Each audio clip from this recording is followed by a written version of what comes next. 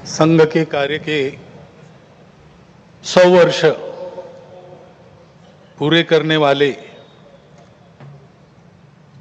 और इस निमित्त वर्षभर संघ ने जो कार्यक्रम आयोजित किए हैं उनका सूत्रपात करने वाले इस विजयादशमी उत्सव के निमित्त हम सब एकत्रित लोगों के बीच में आज के हमारे प्रमुख अतिथि महोदय भूतपूर्व राष्ट्रपति जी आदरणीय रामनाथ जी कोविंद,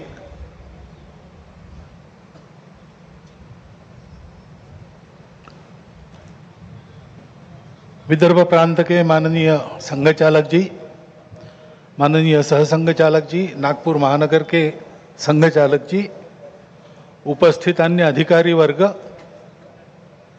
परम श्रद्धेय संत वृंद, आत्मीय स्वयंसेवक बंधु, नागरिक सज्जन एवं माता भगिनी, यह वर्ष श्री गुरु तेग बहादुर जी के बलिदान का 350वां वर्ष इस नाते और संपन्न होगा। हिंद की चादर बनकर जिन्होंने अत्याचार, अन्याय और सांप्रदायिक भेदभाव से समाज के मुक्ति के लिए अपना सर्वोच्च बलिदान दिया, समाज की रक्षा की, ऐसी एक विभूति, उसका स्मरण इस वर्ष होगा। आज 2 अक्टूबर है, इसलिए स्वर्गीय महात्मा गांधी जी की भी जयंती है। अपने स्वातंत्र्य की लड़ाई में उनका योगदान तो अविस्मरणीय है, परंतु स्वतंत्रता के बाद भारत कैसा हो, भारत का जीवन किस प्रकार के तंत्र से चले, उसके बारे में विचार देने वाले हमारे जो उस समय के दार्शनिक नेता थे, उनमें उनका स्थान अग्रणी है। हिंद स्वराज में उन्होंने वह चित्र का रेखांकन किया है और सादगी, विनम्रता और प्रामाणिकता के प्रतीक, और जिन्होंने देश के लिए अपने प्राण अर्पण किए, ऐसे स्वर्गीय लाल बहादुर शास्त्री जी, उनकी भी आज जयंती है। भक्ति, समर्पण और देश सेवा के ये उत्तुंग उदाहरण, व्यक्तिगत और राष्ट्रीय चारित्र कैसा होना चाहिए, इसके आदर्श हमको मार्गदर्शन करते हैं। और आज की परिस्थिति का अगर हम विचार करते हैं तो हमारे ध्यान में आता है कि यह परिस्थिति भी हमसे इसी प्रकार के जीवन की अपेक्षा कर रही है। परिस्थिति एक सी नहीं होती, अनेक रंगों की होती है। तो परिस्थिति में बहुत कुछ अच्छा है, इसलिए बीता कालावधि 1 वर्ष का हमारी आशाएं और विश्वासों को भी दृढ़ करता है और हमारे सामने पुरानी और नई जो चुनौतियां उपस्थित है उनको अधिक स्पष्ट करने वाला भी वही कालावधि है। जैसे प्रयागराज में एक विशाल महाकुंभ हुआ, आधुनिक व्यवस्थापन के सारे कीर्तिमान तोड़कर एक जागतिक विक्रम तो उसने प्रस्थापित किया ही, लेकिन संपूर्ण भारत में श्रद्धा और एकात्मता की एक लहर उसने दौड़ा दी। पिछले साल एक दुर्घटना पहलगाम की भी हुई, हमला हुआ सीमा पार के आतंकियों के द्वारा, 26 भारतीय नागरिकों की उनका धर्म पूछकर हत्या की। लेकिन उसके चलते सारे देश में प्रचंड दुख और क्रोध की लहर पैदा हुई। पूरी तैयारी करके सरकार ने, हमारी सेना ने उसका बहुत पुरजोर उत्तर दिया। सारे प्रकरण में हमारी नेतृत्व की दृढ़ता, हमारी सेना का शौर्य, कौशल्य और समाज की एकता और दृढ़ता का एक उत्तम चित्र प्रस्थापित हुआ। और यह भी वह घटना हमको सिखा गई कि यद्यपि हम सबके प्रति मित्र भाव रखते हैं और रखेंगे, फिर भी अपने सुरक्षा के विषय में हमको अधिकाधिक सजग रहना पड़ेगा, समर्थ बनना पड़ेगा।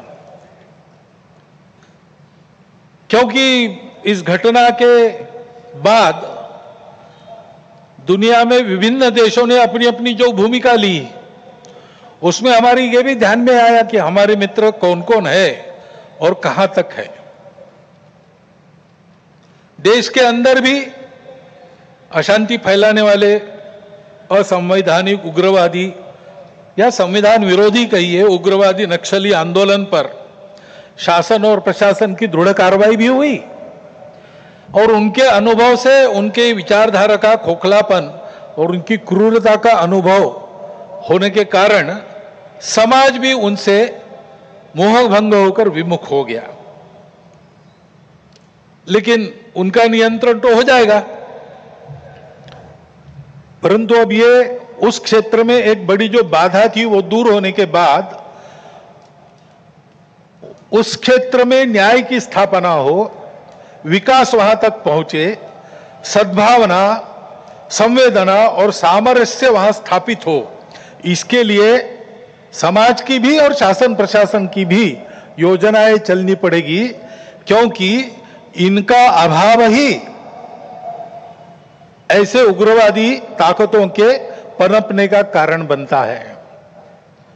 इससे त्रस्त मनुष्य दूसरा कुछ उपाय दिखता नहीं, इसलिए निराश होकर उनको प्रश्रय देता है। ये न हो इसलिए ऐसी योजनाओं की आवश्यकता है। आर्थिक क्षेत्र में भी हम आगे बढ़ रहे हैं। ऐसा जो प्रचलित परिमाण है दुनिया के, उसके आधार पर कहा जा सकता है हमारा देश आर्थिक क्षेत्र में आगे बढ़े, इसलिए आर्थिक जगत के हमारे उद्योगी बंधु, विशेषकर तरुण उद्योजक, इनमें एक मादा भी दिखता है, उत्साह भी दिखता है, इच्छा आकांक्षा भी दिखती है।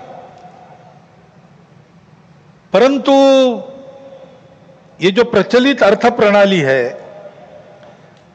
सारी दुनिया में वही है, तो सारी दुनिया के अनुभव में उसके कुछ दोष भी आ रहे हैं। विकास के इस प्रकार के पद्धति से अमीरी और गरीबी का अंतर बढ़ता है। आर्थिक सामर्थ्य कुछ चंद हाथों में एकत्रित होता है। शोषण करने के लिए एक नया सुरक्षित तंत्र इसमें से खड़ा हो सकता है, चिंता नहीं की तो। पर्यावरण के हानि की समस्या खड़ी हो जाती है और मनुष्यों के आपसी व्यवहार में कई प्रकार की व्यापारिक दृष्टि और अमानवीयता की बातें प्रवेश कर जाती है।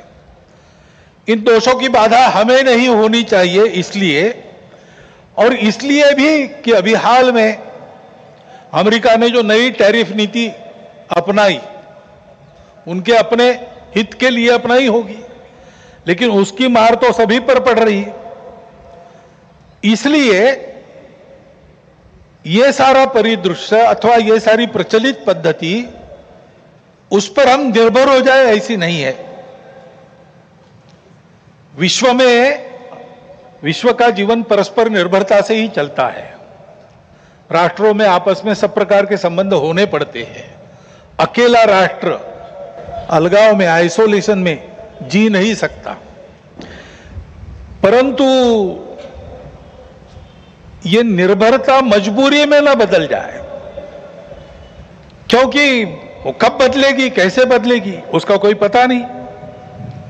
और इसलिए इस निर्भरता को मानते हुए, विश्व जीवन की एकता को मानते हुए, हमको इसको मजबूरी न बनाते हुए जीना अगर है तो स्वदेशी और स्वावलंबन का कोई परिणाम नहीं, कोई पर्याय नहीं। हमको आत्मनिर्भर होना पड़ेगा, स्वावलंबी जीवन जीना पड़ेगा, स्वदेशी का उपयोग करना पड़ेगा, और फिर भी अंतरराष्ट्रीय संबंधों का सब प्रकार के, राजनयिक हो, आर्थिक हो, व्यापारिक हो, इन सब का जतन हमको करना पड़ेगा। लेकिन उसमें मजबूरी नहीं होगी, हमारी अपनी इच्छा होगी, हमारा अपना सद्भाव होगा, ऐसा हमको बनना पड़ेगा। प्रचलित पद्धति जो है उसके दुष्परिणाम हमारे यहां भी दिखते हैं। अभी हाल में ही जो खबरें पिछले 1-2 साल से चल रही है, प्रत्यक्ष हम देख रहे हिमालय के क्षेत्र में कैसे चल रहा है। वर्षा का अनियमित होना तो सर्वदूर है, प्रकृति के प्रकोप भी बढ़ गए हैं, भूस्खलन होता है, अप्रत्याशित वर्षा होती है, हिम नदियां सूख रही है। ऐसे परिणाम गत 3-4 वर्षों में तीव्र होते चले जा रहे हैं। ये हिमालय हमारे लिए सुरक्षा की दीवार और दक्षिण पूर्व एशिया के लिए उसका पूरा जलस्रोत हिमालय से ही आता है। अगर प्रचलित विकास की पद्धति में से इन सारी बातों को और प्रोत्साहन मिलता हो होने के लिए, तो उस नीति का हमको पुनर्विचार करना पड़ेगा, क्योंकि हिमालय की आज की अवस्था एक खतरे की घंटी बजा रही है। प्राकृतिक उथल पुथल है तो जनजीवन में भी उथल पुथल दिख रही है। श्रीलंका में, बाद में बांग्लादेश में, बाद में नेपाल में, हमारे पड़ोसी देशों में भी हमने इसका अनुभव किया। अब कभी कभी हो जाता है, प्रशासन जनता के पास नहीं रहता, संवेदनशील नहीं रहता, लोकाभिमुख नहीं रहता, उनकी जनता की अवस्थाओं को ध्यान में रखकर नीतियां नहीं बनती, तो असंतोष रहता है। परंतु उस असंतोष को इस प्रकार व्यक्त होना, यह किसी के लाभ की बात नहीं है।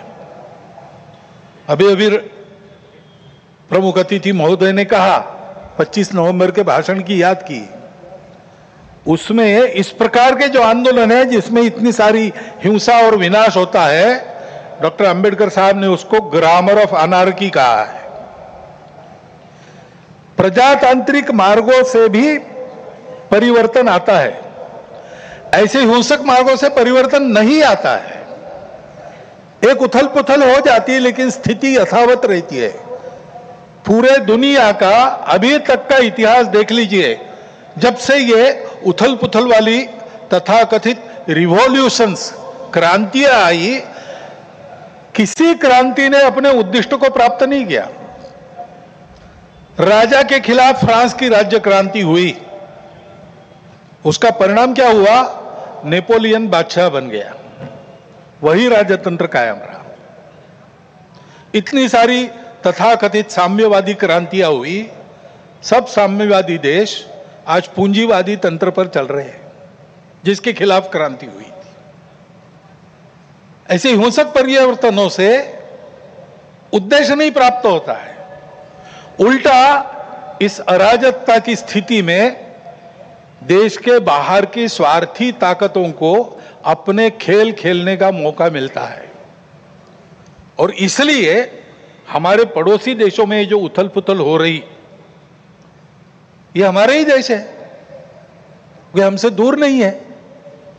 कुछ वर्ष पूर्व भारत ही थे, हमारे अपने हैं। उनमें इस प्रकार की अस्थिरता उत्पन्न होना, ये हमारे लिए, हम केवल उनके पड़ोसी है इसलिए नहीं, वो सब हमारे अपने देश है, इसलिए चिंता का विषय है। हितरक्षण से भी ज्यादा ये जो हमारा आत्मीयता का संबंध है, अपनेपन का संबंध है, उसके चलते ये चिंता होती है। परिस्थितियां ऐसी है, जैसा मैंने कहा, दोनों प्रकार है। सुखदायक रूप बहुत दिखता है, सुख सुविधा बढ़ी, मनुष्य के ज्ञान की, विज्ञान की प्रगति हुई, व्यवस्थाएं आरामदायक बनी, राष्ट्र पास आए, माध्यमों के जरिए भी और आर्थिक लेन देन के जरिए भी। परंतु इस परिवर्तन की, विज्ञान और तकनीकी की गति इतनी ज्यादा है कि मनुष्यों की गति का बदलने की और उसका तालमेल नहीं बैठ रहा है। इसलिए भी मनुष्य जीवन में कई प्रकार की समस्याएं, युद्ध, अन्य छोटे बड़े कलह, ये तो सब चल ही रहे। प्रकृति के उग्र प्रकोप को हम अनुभव कर रहे हैं, लेकिन परिवारों में भी टूटन आ रही है। नागरिक जीवन में बढ़ता हुआ अनाचार, अत्याचार दिखाई देता है। इसके शमन के इसके उपाय चलते हैं, प्रयास हुए हैं, परंतु इसका पूर्ण निदान होने में वो असफल हो गए हैं। और उसके ऊपर अस्वस्थता, कलह, हिंसा को बढ़ाते हुए विश्व में सब प्रकार की परंपरा, मांगल्य, संस्कृति, श्रद्धा, इसका संपूर्ण विनाश ही आगे परिवर्तन लाएगा। ऐसी उल्टी विचारधारा, विपरीत विचारधारा और घातक विचारधारा लेकर चलने वाला एक नया पंथ उदय में आया। बहुत पहले आया, आजकल वो भारत में भी अपने हाथ पैर फैलाने की कोशिश कर रहा है सभी देशों में। उसके कारण जो समाज जीवन की अस्त व्यस्त अवस्था हुई है और एक तरह से अराजकता की ओर सारा समाज बढ़ रहा है, ऐसी संभावना दिखती है। उसका अनुभव सब देशों में हो रहा है और इसलिए इन सारी परिस्थितियों को लेकर विश्व जब पुनर्चिंतन करता है तो वो भारत की ओर अपेक्षा से देखता है। भारत इसका कोई उपाय निकाले, ऐसे विश्व में भी अपेक्षा है। और सौभाग्य से भारत में एक आशा की किरण ये दिखाई देती है कि नई पीढ़ी में देशभक्ति की भावना, अपने संस्कृति के प्रति आस्था और विश्वास का प्रमाण निरंतर बढ़ा है। संघ के स्वयंसेवकों सहित समाज के व्यक्ति और समाज की संस्थाएं अभावग्रस्त वर्गों की निस्वार्थ सेवा करने के लिए अधिकाधिक आगे आ रहे हैं। समाज स्वयं को सक्षम अनुभव करता है और इसलिए कई बातों में सरकार के पहले पहल करके अपने सामने की समस्याओं का खुद ही निदान करने में यशस्वी हो रहा है। यह भी एक अच्छा लक्षण है और इसलिए ऐसे सब कार्यों में समाज का सहयोग संघ भी अनुभव करता है, अन्य ऐसे काम करने वाले संगठन और व्यक्ति भी अनुभव करते हैं। प्रत्यक्ष सहयोग और सहभाग, इसकी इच्छा समाज में बढ़ रही है और बुद्धिजीवियों में भी अपने देश के हमारा कोई स्वतंत्र अलग ऐसा कोई प्रतिमान, ऐसा कोई मॉडल हो सकता है क्या, इसकी खोज करनी चाहिए, ऐसा चिंतन बढ़ रहा है। क्योंकि भारतीय चिंतन दृष्टि एक विशेष है। हमारे प्रमुख अतिथि महोदय ने जितने नाम लिए उन सहित स्वामी विवेकानंद से लेकर तो महात्मा गांधी जी, दीनदयाल उपाध्याय, राम मनोहर लोहिया जी तक, इन सब लोगों ने इस प्रकार की दृष्टि को सामने रखते हुए कुछ चिंतन दिया है। उसकी तफसील उसके अलग अलग होंगे, परंतु उसकी दिशा एक ही है। आधुनिक विश्व के पास जो दृष्टि है वो गलत नहीं है, लेकिन अधूरी अवश्य है। मानव का भौतिक विकास होता है, नैतिक विकास की ओर ध्यान नहीं रहता है। विकास होता है, पर्यावरण की ओर ध्यान नहीं रहता। विकास होता है, कुछ लोगों का होता है, कुछ का नहीं होता। आज अमेरिका का जीवन विकसित माना जाता है, उसको आदर्श मानकर हम चले भारत के लोग, और हमने चाहा कि भारत अमेरिका जैसा जीवन जिए। तो कुछ अभ्यासक कहते हैं हिसाब करके ऐसा जीवन जीने के लिए और 5 पृथ्वियों की आवश्यकता लगेगी। ये विकास कैसे होगा? ये हो नहीं सकता। प्रगति के साथ साथ इसी के कारण नई नई समस्याओं को हम झेल रहे, जो प्राण संकट बन रही है। दृष्टि का अधूरापन ही इसके लिए कारण है। हमारी दृष्टि है, हमारी दृष्टि भौतिक विकास के साथ साथ मन, बुद्धि और आध्यात्मिकता का विकास कर सकती है, करती है। व्यक्ति के साथ साथ मानव समूह और सृष्टि का भी विकास साधने वाली हमारी दृष्टि है। मनुष्य की आवश्यकताओं, इच्छाओं के अनुरूप आर्थिक स्थिति, इच्छा पूर्ति हो सबकी, ऐसी व्यवस्था, उसके साथ साथ ही समूह के प्रति और सृष्टि के प्रति कर्तव्य बुद्धि और अपनेपन का साक्षात्कार व्यक्तियों में जगाने की शक्ति हमारी इस दृष्टि में है। सहस्रों वर्षों तक विश्व में इस दृष्टि के आधार पर हमने एक सुंदर, समृद्ध, शांतिपूर्ण, परस्पर संबंधों को पहचानने वाला और मनुष्य और सृष्टि का, मनुष्य और समूह का सहयोगी जीवन ऐसे प्रस्थापित किया था। आज विश्व के आवश्यकताओं की पूर्ति करते हुए उनकी समस्याओं का निराश करने का शाश्वत निदान देने वाली एक नई रचना को विश्व आवश्यक मान रहा है, भारत से अपेक्षा कर रहे हैं और नियति शायद यही कार्य हम भारतवासियों से चाहती है कि हम अपने उदाहरण से विश्व को एक नया ऐसा रास्ता दें। संघ 100 साल से ये सारा चिंतन, इन सब महापुरुषों का चिंतन लेकर, संघ का चिंतन नया नहीं है, वो अपनी दृष्टि के आधार पर अपने यहाँ परंपरा से चलने वाला आज तक आया हुआ यहाँ तक चिंतन है। उस चिंतन को लेकर संघ 100 साल से काम कर रहा है। समाज जीवन के विभिन्न आयामों में, संगठनों में, संस्थाओं में, स्थानीय स्तर पर भी, व्यक्तिगत पहल से भी स्वयंसेवक सक्रिय है। समाज जीवन में सक्रिय ऐसे अनेक सज्जनों के साथ भी सहयोग और संवाद स्वयंसेवकों का चलते रहता है। इन सब का जो संकलित अनुभव है उसके आधार पर संघ का कुछ चिंतन है। वो चिंतन आज के कार्यक्रम में आपके सामने रखना ये मेरे भाषण का प्रमुख उद्देश्य है। पहली बात है कि विश्व की व्यवस्था में परिवर्तन तो आवश्यक है, विनाश टालना है तो अनिवार्य है, परंतु हम एक विपरीत व्यवस्था में इतने आगे बढ़ गए, सारी दुनिया आगे चली गई, हम भी आगे चले गए। अब एकदम अगर पीछे मुड़ेंगे तो गाड़ी उलट जाएगी। इसलिए इस गति से आगे बढ़ते बढ़ते हुए धीरे धीरे छोटे छोटे कदमों से हमको मुड़ना पड़ेगा, एक लंबा मोड़ लेके पीछे आना पड़ेगा। देश काल परिस्थिति का ध्यान रखते हुए हम अपनी समग्र और एकात्म दृष्टि के आधार पर अपना स्वयं का विकास पथ बनाकर विश्व के सामने एक यशस्वी उदाहरण रखेंगे, तब इस व्यवस्था का परिवर्तन प्रारंभ होगा। अर्थ और काम के पीछे अंधी होकर भाग रही दुनिया को धर्म की दृष्टि देनी पड़ेगी। वो धर्म पूजा नहीं है, वर्शिप्स नहीं है, वो धर्म खान पान रीति रिवाज नहीं है, वो धर्म इसके परे सबको जोड़ने वाला, सबको उन्नत करने वाला, सबको साथ लेकर चलने वाला, प्रजा की, सृष्टि की धारणा करने वाला धर्म है। उस धर्म का मार्ग हमको अपने उदाहरण से विश्व को देना पड़ेगा।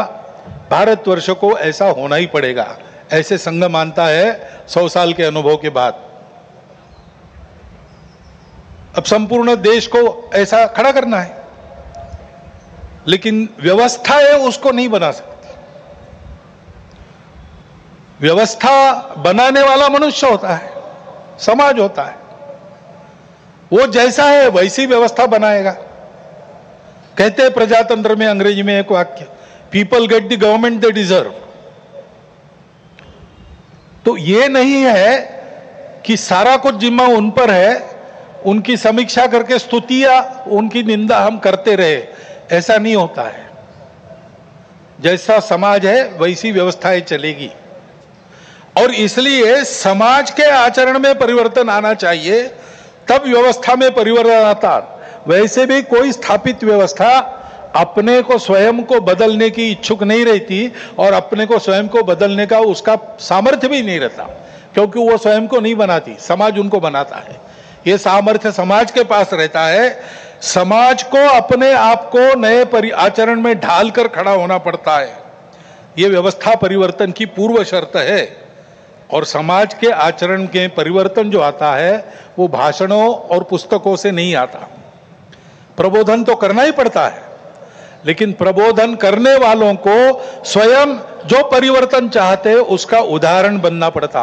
अपने व्यक्तिगत जीवन में, सामाजिक जीवन में, राष्ट्रीय जीवन में, अपने स्वयं के परिवार के जीवन में, अपने आजीविका के कार्य में हम उस परिवर्तन का उदाहरण बनकर जिए। और ऐसे जो उदाहरण स्वरूप व्यक्ति होते हैं जिनके जीवन में पारदर्शिता है, निस्वार्थ बुद्धि है, जिनके पास प्रामाणिकता है, संपूर्ण समाज को अपना मानकर जिनका जीवन व्यवहार उस समाज के हित के लिए चलता है, ऐसा स्थानीय नेतृत्व देने वाले व्यक्ति होने पड़ते हैं। इसलिए उन व्यक्तियों का निर्माण करना पड़ता है। और इसलिए संघ का अनुभव है, व्यक्ति निर्माण से समाज परिवर्तन और समाज परिवर्तन में से व्यवस्था परिवर्तन, यही देश में और विश्व में परिवर्तन लाने का सही तरीका है। हर समाज में यही अनुभव है, ऐसा ही होता है। सब प्रगत देशों का इतिहास देखिए, आधुनिक इतिहास देखिए, ऐसा ही हुआ है। ऐसे व्यक्ति निर्माण करने की समाज की व्यवस्थाएं रहती है। हर एक राष्ट्र में, हर एक समाज का अपना एक पारिवारिक जीवन का तरीका था। अब लगभग सब जगह ध्वस्त हो गया, केवल भारत में बाकी है। परंतु 300 साल पहले अमेरिका में भी एक तरीका था, यूरोप में भी एक तरीका था। उस तरीके से ऐसे व्यक्तियों का निर्माण होता है। उस देश की एक विशिष्ट शिक्षा रहती है, उस शिक्षा में से उसके व्यक्तियों का मन तैयार होता है और उस समाज के जो क्रियाकलाप चलते उसमें से भी मनुष्य निर्माण होता है। एक प्रसिद्ध वाक्य है, the battle of Waterloo was won on the playgrounds of Harrow and Eton. वहां पर खेल खेलते खेलते जो समाज तैयार हुआ उसने जगत जेता कहे जाने वाले नेपोलियन को हरा दिया। ये ताकत कहां निर्माण हुई? समाज की व्यवस्था में निर्माण हुई।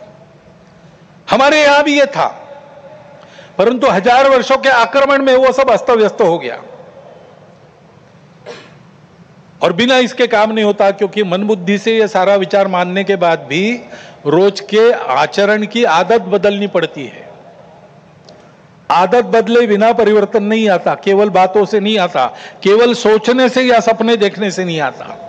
जैसा आपको देश चाहिए वैसा आपको होना है, और वैसा आपको होना है तो आपकी अपनी आदत दुरुस्त होनी चाहिए। उसकी व्यवस्थाएं इसमें रहती है, वो हमारे यहां ध्वस्त हो गई। इसलिए राष्ट्रीय स्वयंसेवक संघ का निर्माण हुआ। संघ की शाखा ये आदत बदलने का तरीका है, उसकी व्यवस्था है।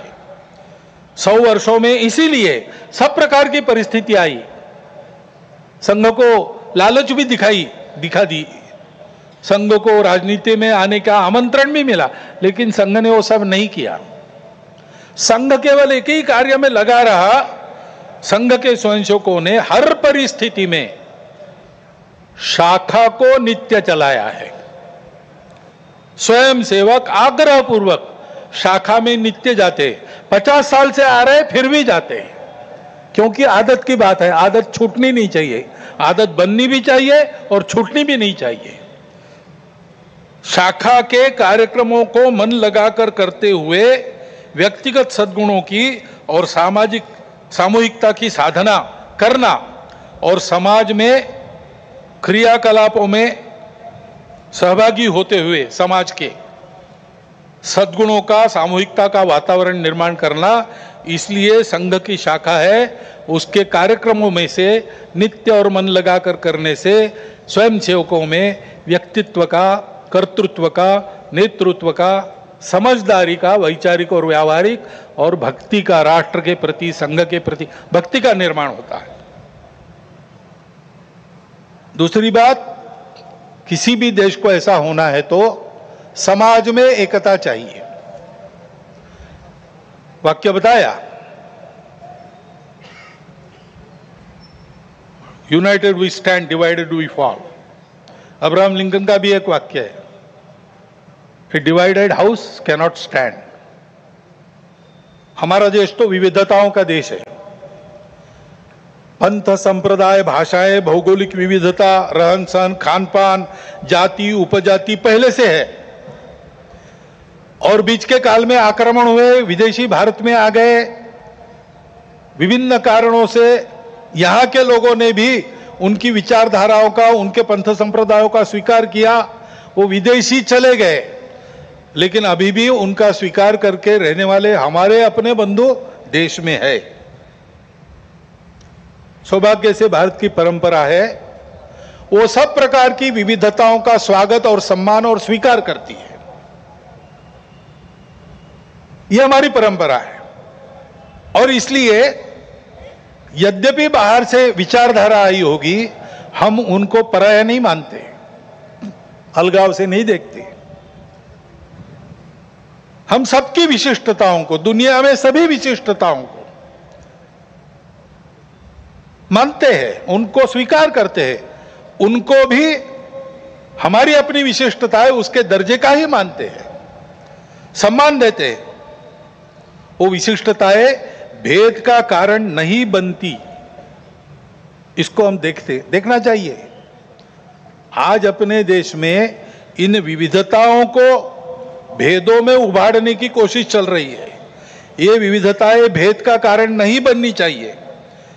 अपनी सब विशिष्टताएं अपने अपनी जगह ठीक भी है, परंतु ये सब होने के बाद भी हम एक बड़े समाज के अंग है। समाज, देश, संस्कृति और राष्ट्र के नाते हम एक ही है, हम अलग नहीं है, हम विविध भी नहीं है। विविधताएं तो भाषा, पंथ, संप्रदाय, खान पान, रीति रिवाज, रहने की जगह इसकी है। और इस एकता के चलते हमारा सबका आपस का व्यवहार सद्भावनापूर्ण और संयमपूर्ण रहना चाहिए। सबकी अपनी अपनी विशिष्टताएं हैं, उनकी श्रद्धाएं हैं, महापुरुष है, पूजा के स्थान है।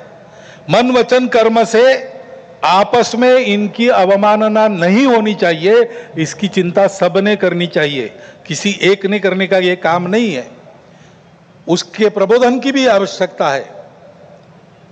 विविधता है और सब लोग साथ में रहते हैं, तो जैसे अनेक बर्तन साथ में रखे तो कहीं ना कहीं आवाज हो ही जाती है। इतने बड़े समाज में इतने सारे लोगों के साथ रहने से कभी कभी कुछ आवाज हो भी सकती है, लेकिन होने पर भी नियम पालन करना, व्यवस्था पालन करना, सद्भावपूर्ण व्यवहार करना, ऐसा स्वभाव बनना चाहिए। छोटी बड़ी बातों पर या केवल मन के संदेह पर कानून हाथ में लेकर रास्तों पर निकल आना, गुंडागर्दी, हिंसा करना, यह प्रवृत्ति ठीक नहीं। मन में प्रतिक्रिया रखकर अथवा किसी समुदाय विशेष को उकसाने के लिए अपना शक्ति प्रदर्शन करना, ऐसी घटनाओं को योजनापूर्वक कराया जाता है। उसके चंगुल में फंसना नहीं चाहिए। उसके परिणाम तात्कालिक और दीर्घकालिक दोनों दृष्टि से ठीक नहीं रहते। इन प्रवृत्तियों की रोकथाम आवश्यक है। शासन प्रशासन अपना काम बिना पक्षपात किए तथा बिना किसी दबाव में आए नियम के अनुसार करें, परंतु समाज की सज्जन शक्ति और युवा पीढ़ी को भी सजग और संगठित होना पड़ेगा। आवश्यकता अनुसार हस्तक्षेप भी करना पड़ेगा, क्योंकि ये अराजकता का व्याकरण है, इसको रोकना ही पड़ेगा। हमारी इस एकता का आधार क्या है? हमारी संस्कृति है। डॉक्टर अंबेडकर साहब ने इसको शब्द दिया है इनहेरेंट कल्चरल यूनिटी, अंतर्निहित सांस्कृतिक एकता। ये भारतीय संस्कृति प्राचीन समय से चलती आई है।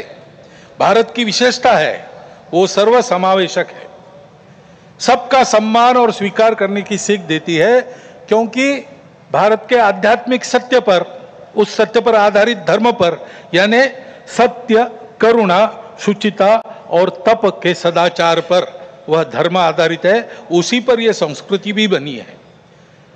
इसका जतन सनातन काल से आज तक हर परिस्थिति में किसने किया है?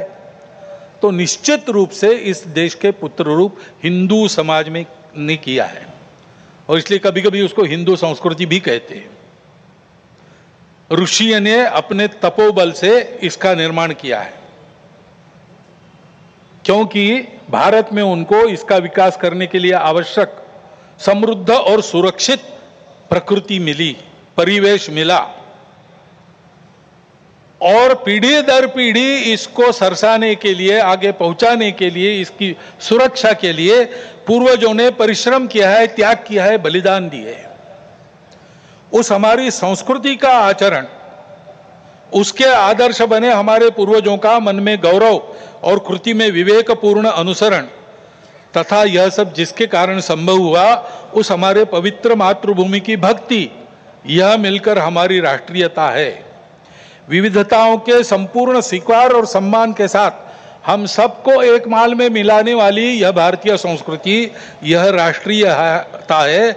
इसको हम हिंदू राष्ट्रीयता कहते हैं। यही हमारे लिए हिंदू राष्ट्रीयता है। किसी को हिंदू शब्द से आपत्ति है, वो हिंदवी कहे, भारतीय कहे, आर्य कहे, जो कुछ है, ये सारे समानार्थी शब्द है, हम लोग जानते हैं। परंतु इस राष्ट्रीयता का स्पष्ट स्वरूप निर्देशित करने वाला एक ही शब्द हमको मिलता है, वो है हिंदू। वो कोई राज्य पर आधारित कल्पना है। हमारा राष्ट्र राज्य पर आधारित कभी रहा नहीं। हमारे यहां नेशन स्टेट की कल्पना नहीं है। हमारी यह संस्कृति राष्ट्र को बनाती है। राज्य आते जाते रहते हैं, राष्ट्र निरंतर विद्यमान रहा है। सनातन काल से अब तक ये हमारा प्राचीन हिंदू राष्ट्र है। इस अर्थ में हिंदू राष्ट्र है। सब प्रकार के उतार चढ़ाव हमने देखे, गुलामी भी देखी, स्वतंत्रता भी देखी। हम सदैव विद्यमान है। और इसलिए हिंदू समाज का बल संपन्न होना, शील संपन्न होना, संगठित होना इस देश के एकता, एकात्मता, सुरक्षा और विकास की गारंटी है। क्योंकि हिंदू समाज सनातन काल से यहां चलते आया है, वो इस देश का उत्तरदायी समाज है, रिस्पॉन्सिबल सोसाइटी है। और सौभाग्य से इस संस्कृति के और धर्म के कारण ऊपरविद के अनेकविध नाम और रूपों को देखकर, दुनिया की विविधता को देखकर मनुष्यों में बंटवारा और अलगाव खड़ा करने वाली हम और वो, अस एंड देम, इस मानसिकता से ये समाज पूर्णतः मुक्त था, मुक्त है और मुक्त रहेगा। वसुधैव कुटुंबकम की उदार विचारधारा का पुरस्कर्ता और संरक्षक यही समाज रहा है। विश्व के विकास में अपना अपेक्षित और उचित योगदान देने वाला देश, इसको बनाना ये इसीलिए हिंदू समाज का कर्तव्य बनता है।